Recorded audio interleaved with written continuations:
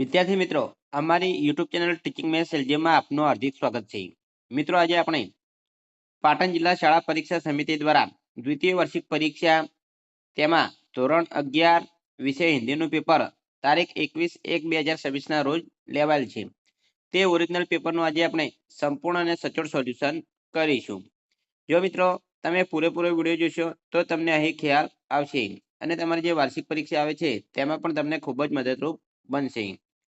જો મિત્રો તમે ચેનલમાં નવા હો, હજુ સુધી ચેનલને સબસ્ક્રાઇબ ના કરી હોય તો ચેનલને સબસ્ક્રાઇબ કરવા વિનંતી, જેથી તમને જે નવી અપડેટો અને ધોરણ 11ના જે મોસ્ટ આઈએમપી પ્રશ્નો તે અહીં મળી રહે.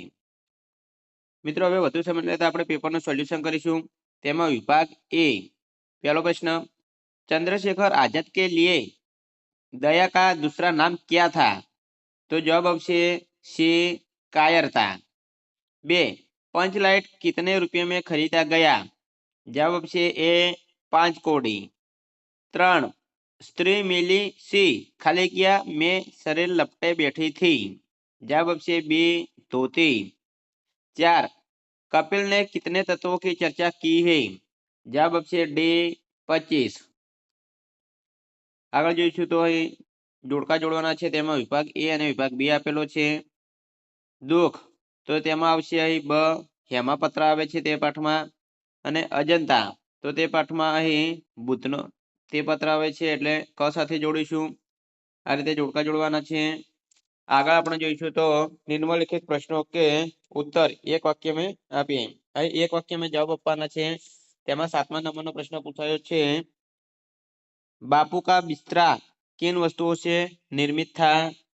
तो जवाब આવશે बापू का बिस्तरा खजूर की चटाई, एक गद्दा और खादी से निर्मित था. 8. विस्मृति का वरदान कैसे मिलता है? जवाब, विस्मृति का वरदान संतों के सत्संग और विराट के अनुष्ठान से मिलता है. आगे જોઈશું તો અહીં 2-3 वाक्य में उत्तर दीजिए. તેમાં 9. लोगों को हार्दिक प्रसन्नता कब हुई? जवाब, અહીં મિત્રો જવાબ આપેલો છે તે તમે જોઈ શકો છો.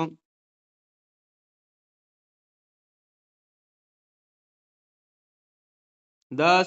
दिलीप ने पत्र फाड़कर क्यों फेंक दिया? जवाब,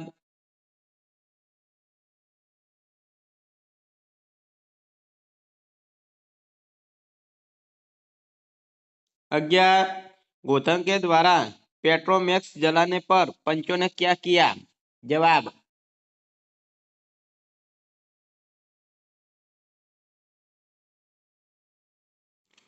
આગળ જોઈશું તો અહીં સવિસ્તાર ઉત્તર लिखिए. જે 3 ગુણમાં પ્રશ્ન પૂછાયો છે તેમાં 12. भारत माता की जय का नारा हमें किसकी सेवा करने की प्रेरणा देता है? जवाब,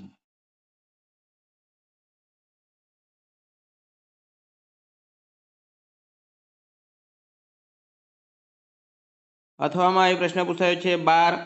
बालकृष्ण भट्ट के निबंध लेखन की विशेषताओं पर प्रकाश डालिए. जवाब,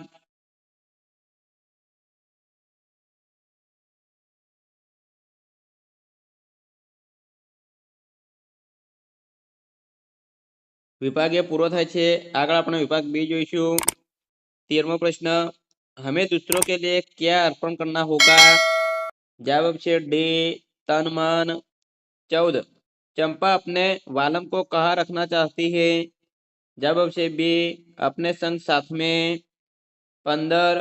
रहीम के अनुसार पशु से बदतर कौन है? तो जवाब छे ए जो कुछ नहीं देता है. आगळ 16. शिवजी के धनुष को किसने तोड़ा था? जवाब छे बी श्री राम जी ने. અહીં कविता के साथ कवि का नाम लिखकर जोड़ा मिलाइए. અહીં कविता का नाम આપ્યા है અને કવિ આપેલું છે. તેમાં 17. शिक्षक के नाम पत्र, तो તેમાં આવશે અ અબ્રાહમ લિંકન. 18. कदम मिलाकर चलना होगा, तो તેમાં આવશે ક અટલ બિહારી વાજપેયી. આગળ એ પ્રશ્નના उत्तर एक वाक्य में આપવાના છે. તેમાં 19. बीमार पड़ने पर आज भी क्या काम आता है?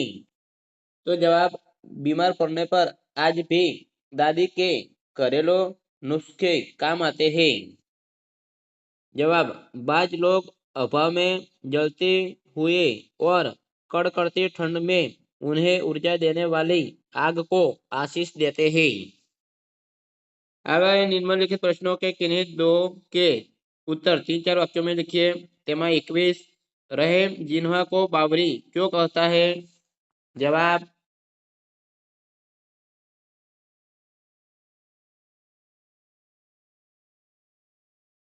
22 ब्रह्मांबर मूर्ति पूजा के बारे में कबीर क्या कहते हैं? जवाब,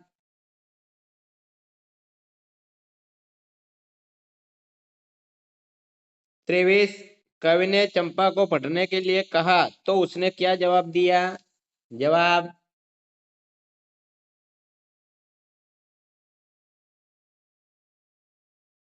निम्नलिखित प्रश्नों के सविस्तर उत्तर लिखिए।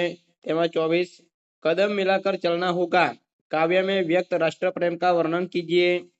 जवाब, जो मित्रों તમે ચેનલમાં નવા હો હજુ સુધી ચેનલને સબસ્ક્રાઇબ ના કરી હોય તો ચેનલને સબસ્ક્રાઇબ કરવા વિનંતી, જેથી તમને જે નવી નવી અપડેટો આવે છે તે અપડેટો મળતી રહે।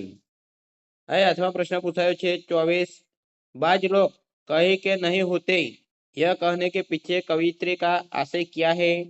जवाब,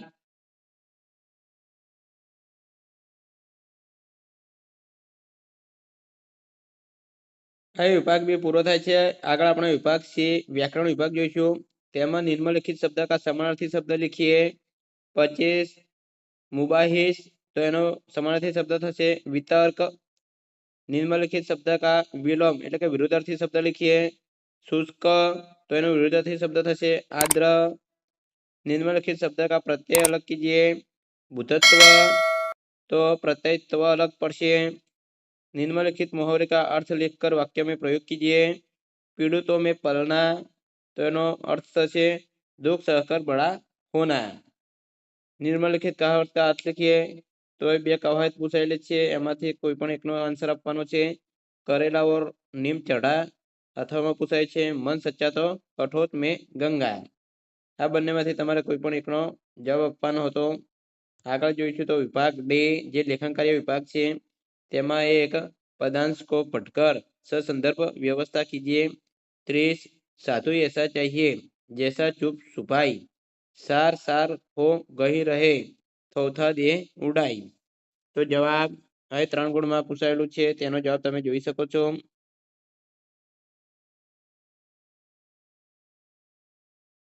आगे જોઈશું तो निम्नलिखित गद्यांश को पढ़कर पूछे गए प्रश्नों का उत्तर दीजिए। मित्रों એ કઈ ફકરો આપેલો છે તેના આધારે જે 3 પ્રશ્નો પૂછાય છે તેના જવાબ આપવાના છે। તેમાં પહેલો પ્રશ્ન પૂછાયો છે प्रभु की सर्वोत्तम रचना कौन सी है? તેમાં જવાબ આવશે मानव। प्रभु की सर्वोत्तम रचना मानव है। 32वां प्रश्न कौन कौन बातें जीव जंतु तथा प्राणधारियों में समान है? તેનો જવાબ આવશે અહીં इस धरती के सभी जीव जंतुओं एवं प्राणीधारियों में सोना, खाना, पीना, बच्चे पैदा करना आदि अधिकांश बातें समान है। આગળ 3 નંબરનો પ્રશ્ન જોઈશું તો योग साधना मनुष्य को कैसा सिद्ध करती है? तो એમાં જવાબ છે योग साधना ही मनुष्य को सर्वोत्तम प्राणी सिद्ध कर सकता है। આગળ જોઈશું તો નિમ્નલિખિત सूचना अनुसार पत्र लिखिए। તેમાં 34 એક આપેલું છે 94 વિવેકાનંદ સોસાયટી વડોદરા। તમારે અહીં પત્ર લખવાનો છે જે 3 ગુણમાં પૂછાયો છે। અને છેલ્લો પ્રશ્ન અહીં નિબંધ 5 ગુણમાં પૂછાયો છે। તો 35 पुरुषार्थी प्राबर्थ है, वृक्ष ही जीवन है અને પ્રવાસ મેરી પસંદ का। તો 3માંથી કોઈ પણ એક વિષય ઉપર તમારે અહીં નિબંધ લખવાનો હતો। તો મિત્રો આ રીતે અહીં જે પેપર લેવાયેલ છે ધોરણ 11 વિષય હિન્દી તે પેપરનું સોલ્યુશન પૂરું થાય છે। જો મિત્રો વિડીયો સારો લાગ્યો હોય તો લાઈક કરો, શેર કરો અને સબસ્ક્રાઇબ કરો। Thank you. જય હિન્દ, જય ભારત।